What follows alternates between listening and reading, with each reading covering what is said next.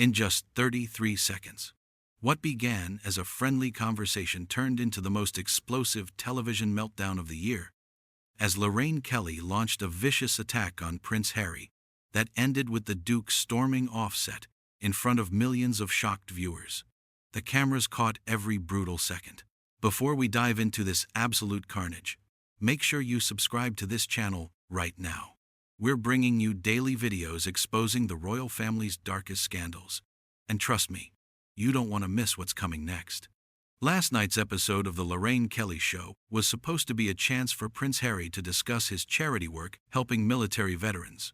He walked onto that stage with a smile, waving to the audience, completely unaware that he was about to be ambushed on live television. The studio audience clapped as he took his seat across from Lorraine, who was grinning in that way she does, but there was something different in her eyes, something cold. "Harry, welcome to the show," Lorraine said, her Scottish accent thick as ever. "It's so lovely to have you here." "Thanks for having me, Lorraine," Harry replied, settling into his chair. "Really appreciate the opportunity to talk about the Veterans Foundation." Yes, we'll get to that," Lorraine said, waving her hand dismissively. "But first, I think we need to address the elephant in the room, don't you?" Harry's smile faltered just a little. "I'm not sure what you mean." "Oh, come on now." Lorraine leaned forward, and her voice took on an edge. "You've spent the last few years telling everyone who'll listen about how terrible your life has been, haven't you? Poor Prince Harry. So hard done by." The audience went quiet. You could feel the tension immediately. Harry shifted in his seat, clearly caught off guard. "I think that's a bit of an oversimplification," he said carefully. "I've been open about my mental health struggles and the challenges my family has faced, yes. But that's about breaking down stigma and helping others who might be going through similar things." Lorraine laughed, but it wasn't a nice laugh. It was sharp and mocking. "Breaking down stigma?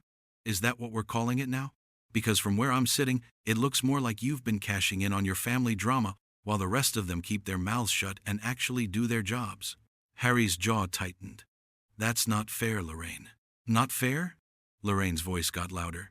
"You want to talk about fair? Let's talk about your grandmother, who served this country for 70 years with dignity. Let's talk about your father, who's been working his entire life for various causes. And here you are, living in California, doing Netflix shows and writing tell-all books. That's what's not fair." "Hold on a second," Harry said, his voice rising to match hers. "You don't know the full story. You don't know what it was like growing up in that system, having every single moment of your life scrutinized and controlled." "Oh, please," Lorraine threw her hands up. "Millions of people would trade places with you in a heartbeat. You grew up in palaces, Harry. Palaces. You had the best education money could buy. You traveled the world. You had opportunities most people can only dream of. And you're complaining?" The audience was completely silent now, watching this unfold like a car crash. Harry's face was getting red, and you could see he was trying to keep his composure. "It's not about the material things," he said, his voice strained. "It's about being treated like a human being. It's about being able to protect your family from a media that literally hounded my mother to her death." "Don't you dare bring your mother into this," Lorraine snapped, pointing her finger at him. "Don't you dare use Diana's memory to justify your behavior. Your mother would be ashamed of what you've become." That was it. That was the moment everything exploded.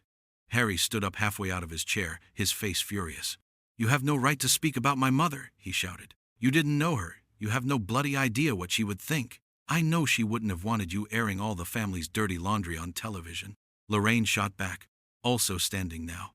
"I know she wouldn't have wanted you abandoning your duties and running off to America like a spoiled child who didn't get his way." The producers were probably losing their minds in the control room, but the cameras kept rolling. This was pure chaos, and everyone watching at home was glued to their screens. "My duties?" Harry's voice was shaking with anger now. "You mean standing there like a prop while the institution that's supposed to protect you throws you to the wolves? You mean watching your wife get torn apart by racist headlines while your own family does nothing? Those duties? Oh, here we go with the race card again." Lorraine threw her arms up dramatically. "Every time you're challenged on anything, you hide behind that. It's pathetic, Harry. It really is." "Race card?"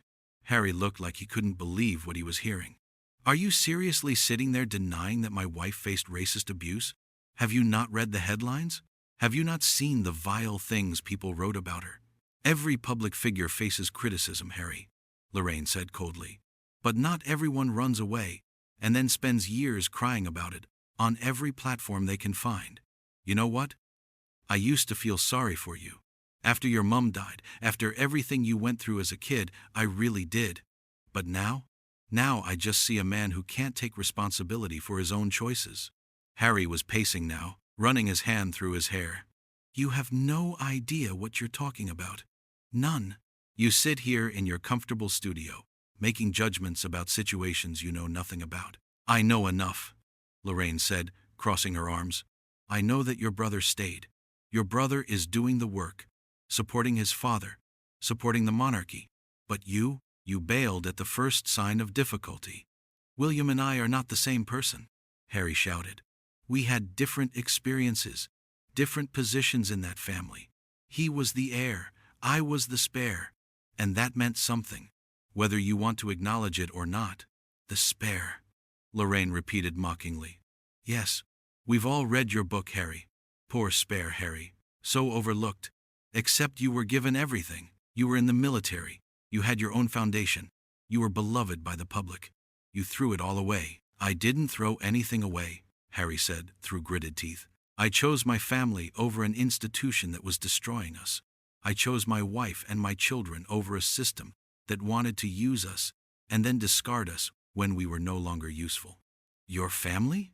Lorraine's voice was dripping with sarcasm. You mean the family you barely see? The family you keep away from their grandparents, their cousins, their heritage?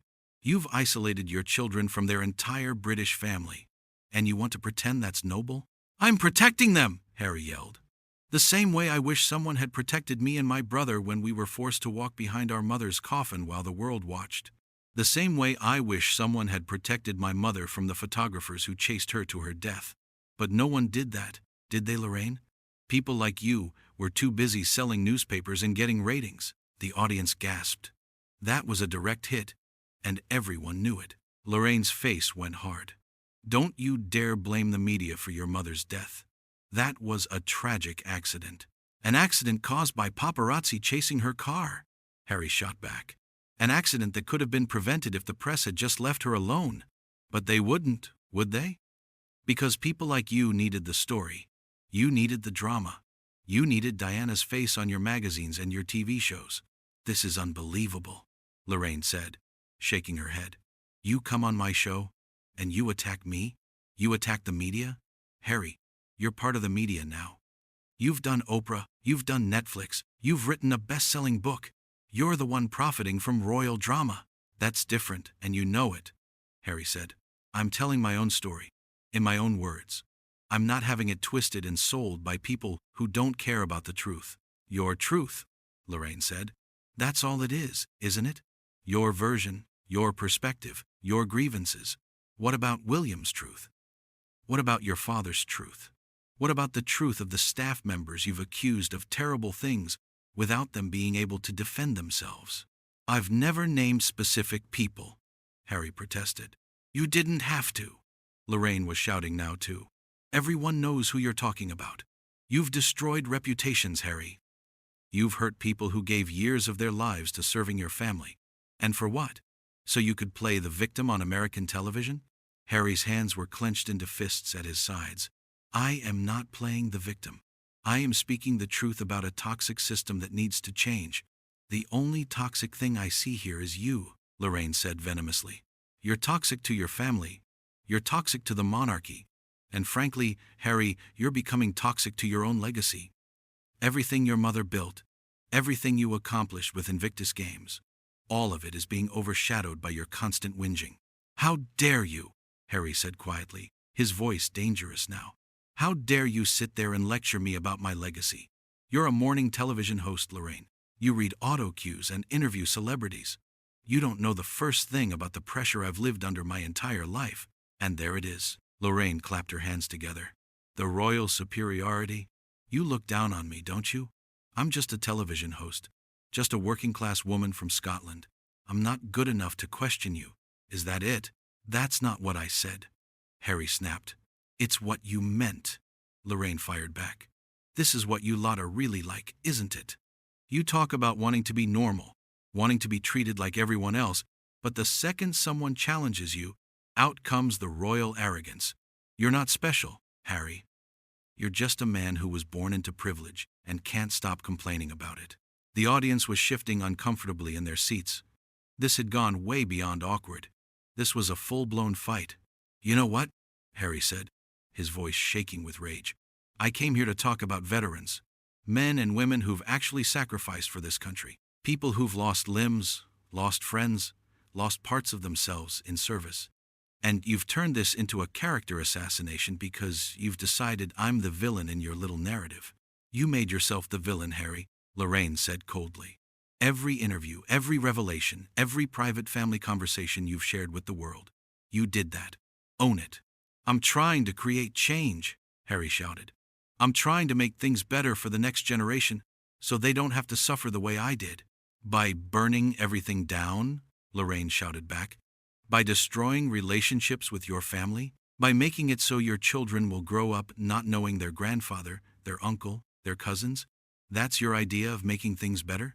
My children will grow up knowing they're loved unconditionally, Harry said fiercely. They'll grow up knowing their father chose them over a title. They'll grow up away from the toxicity and the racism and the constant pressure to be something they're not. They'll grow up knowing their father is a traitor, Lorraine said. And the word hung in the air like a bomb. Harry went very still. What did you just call me? You heard me, Lorraine said, not backing down. That's what you are, Harry. A traitor to your family. A traitor to your country. A traitor to everything your grandmother stood for.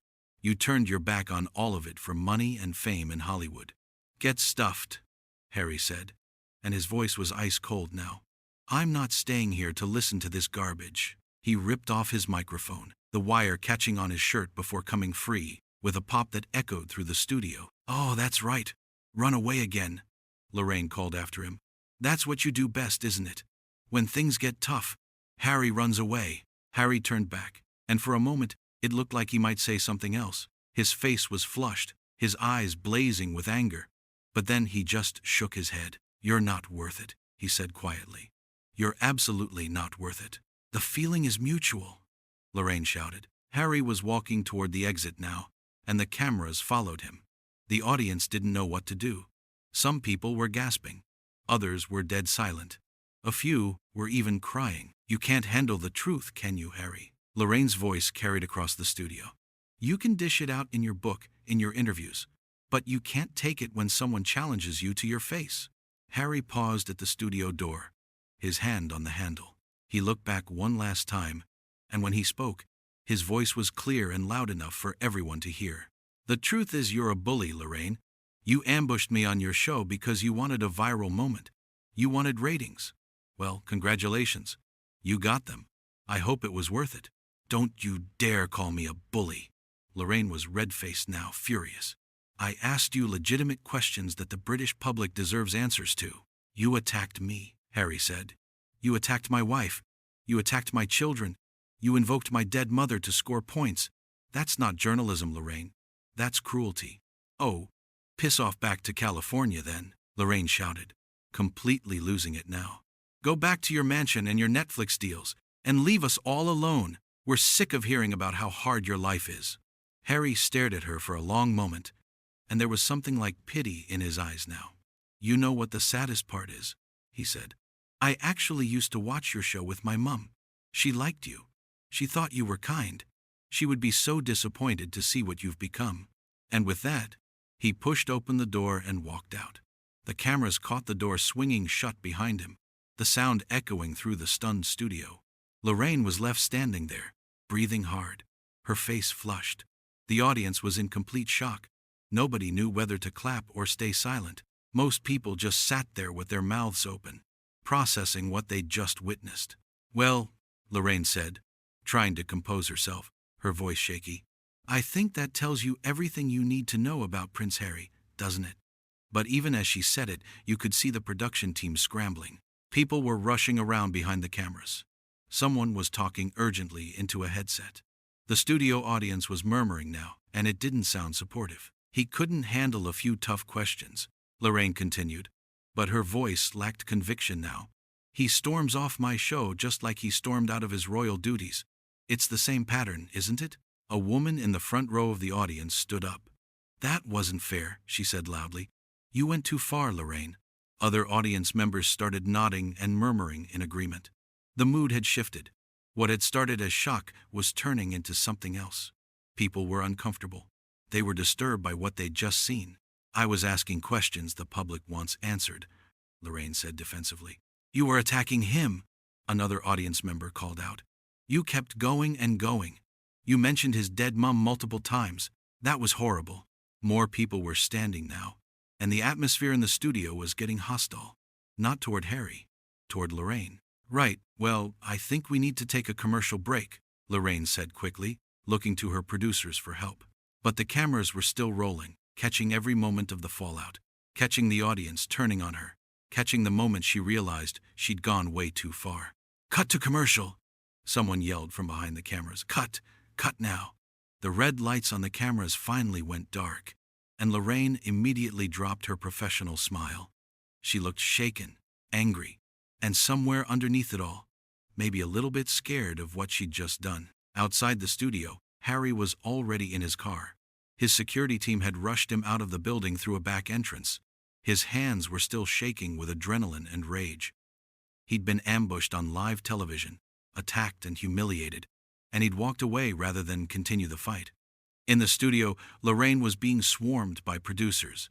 People were shouting, phones were ringing, and the audience was being asked to stay seated, but many were already getting up to leave.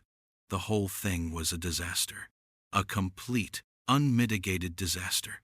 And every second of it had been broadcast live to millions of people who couldn't believe what they were seeing. Social media was already exploding. Clips of the confrontation were being shared thousands of times per second. Lorraine Kelly was trending worldwide, and not for good reasons. People were appalled by how she'd spoken to Harry. They were calling it an ambush, a hit job, bullying on live television. Even people who weren't fans of Harry were saying Lorraine had crossed a line, mentioning Diana repeatedly, calling him a traitor, mocking his mental health advocacy. It was brutal, and people had watched it in real time. The show eventually came back from commercial, but Lorraine looked rattled. She tried to continue with her scheduled programming, but you could tell her mind was elsewhere. She kept stumbling over her words, losing her place on the autocue. Her next guest, a celebrity chef who was supposed to demonstrate a recipe, looked uncomfortable. The atmosphere in the studio was weird now, tense. Everyone had just witnessed something that felt wrong, and nobody quite knew how to move past it. In the control room, producers were already getting calls from the network executives, calls from PR teams, calls from lawyers. Everyone wanted to know what the hell had just happened and why nobody had stepped in to stop it. The footage was already being analyzed frame by frame online. Body language experts were weighing in. Media commentators were calling it the most shocking moment in British television history. Comparisons were being made to other infamous TV walkouts and confrontations, but everyone agreed this was different. This was personal. This was vicious. Harry's team released a statement within the hour. It was brief and measured, but the anger underneath was clear. The Duke of Sussex appeared on the show in good faith to discuss his charitable work. He was instead subjected to a pre-planned attack that crossed multiple lines of decency. He removed himself from a hostile situation, as anyone would. No further comment will be made. But that statement only made things worse for Lorraine. It confirmed what everyone had already suspected. This had been planned. She'd gone into that interview with the intention of tearing him apart, and she'd succeeded. But at what cost? Advertisers were already pulling out. Sponsors were distancing themselves from the show. The social media backlash was unlike anything anyone had seen. Even Lorraine's longtime supporters were struggling to defend what she'd done. Because at the end of the day, regardless of how anyone felt about Prince Harry and his choices, what they'd witnessed was a powerful television host using her platform to launch a personal attack on a guest. They'd watched her invoke his dead mother multiple times despite his clear discomfort. They'd watched her refuse to move on when he tried to redirect the conversation. They'd watched her escalate and escalate until he had no choice but to leave. And Britain had watched all of it unfold in real time, unable to look away from the absolute carnage happening on their screens. The show ended awkwardly, with Lorraine signing off earlier than usual. Her famous smile was gone, replaced by something harder and more defensive. She knew what was coming. She knew the storm that was about to hit.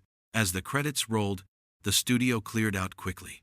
The audience filed out in small groups, everyone talking about what they'd just seen. Camera operators packed up their equipment in silence. Production assistants hurried around, cleaning up, avoiding eye contact with each other. And somewhere in London, Harry's car was pulling up to a private location. He got out, still wearing his microphone pack under his jacket. His security team led him inside, away from the cameras that were surely searching for him already. He'd come to talk about veterans. He'd come to discuss the work that mattered to him, the cause he'd dedicated years of his life to supporting. Instead, he'd been ambushed, attacked, and forced to defend himself on live television. The whole thing had lasted less than an hour from start to finish, but it would be talked about for years. The moment Prince Harry walked off Lorraine Kelly's show would become one of those defining television moments that people remembered exactly where they were when they watched it. Back at the studio, Lorraine was in her dressing room, phone pressed to her ear, having what sounded like a very heated conversation with someone. Through the door, staff members could hear raised voices. Damage control was already underway. But some damage couldn't be controlled. The video clips were everywhere now. On every social media platform, every news site, every blog. The moment Lorraine called him a traitor, the moment Harry ripped off his microphone, the moment he walked out that door, all of it captured in high definition, ready to be replayed endlessly. Britain had never seen anything quite like it. A member of the royal family walked out of a major television interview after being systematically torn apart by one of Britain's most recognizable TV personalities. It was unprecedented, it was shocking, and it was absolutely devastating for everyone involved. The night would go down in television history as one of the most explosive celebrity confrontations ever broadcast. 47 seconds was all it had taken for a friendly conversation to turn into an all-out war, and the cameras had captured every brutal moment.